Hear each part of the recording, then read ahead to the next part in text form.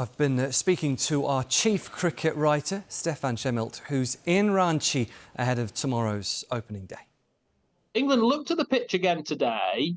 They decided that actually the way to go was to keep a balanced attack with two seam bowlers and two spinners, stick with the amount of batting that they had. So in comes Ollie Robinson for Mark Wood. Shoaib Bashir replaces Rayan Ahmed. And what really does stand out about this England team is the height of the bowling attack. It's like the land of the giants, with Ollie Robinson coming back to play his first test since the Ashes. Bashir joins Tom Hartley, two incredibly tall spinners. What England have seen in that pitch, if it does have the potential for some uneven bounce, that's the ball going up and down, bouncing not quite the way that you would expect, that bowlers like Robinson, Bashir and Hartley, with a high release point, they might be the bowlers to extract that uneven bounce out of the surface. What of Ben Stokes? Because it's over half a year now since he's bowled in a test match, had surgery, of course, on his left knee in November. Any indication from him whether he will bowl in this one? Well, one thing I've taken from this, Chetan, is you definitely would not want to play poker against Ben Stokes. So I don't know if you can remember back at the end of the summer, he told us with a very straight face that he was not going to play in the 50-over World Cup. And it turned out that he did. He's been telling us all the way through this tour that he would not bowl because of that surgery that he had on his left knee in November.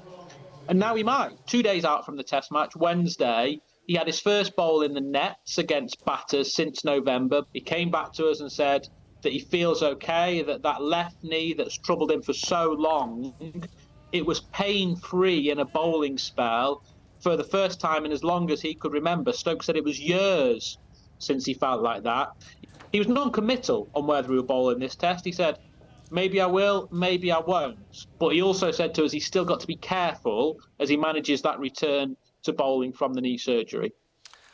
Stephan, we saw the best and worst of Bazball in that third test match. Does this feel like a moment of reckoning for Bazball or not? Not at all, because England won't veer away from the course that they've been on for the past 2 years. And if anyone wants England to play any differently, then realistically, they're going to need England to have a different captain in Ben Stokes and a different coach in Brendan McCullum. I actually thought that some of the reaction to the defeat in England's third test was slightly disproportionate when you consider that when Stokes and McCullum took over, England had won only 1 in 17 test matches, whereas the defeat in the third test was just their 6th in 21 since Stokes and McCullum came together. What I think we are looking for, though, is England just to mature, to learn from the mistakes, to recognise those moments in a test match when they should be pressing on the gas and when they should be easing off. Fascinating thing for this England team is how they do evolve, how they do mature. They will admit that they haven't quite got it right yet. We know that the raw materials are there. We know that they're onto something. Can they learn from those mistakes? Can they become a really great team that combines entertaining us with winning on an incredibly consistent basis?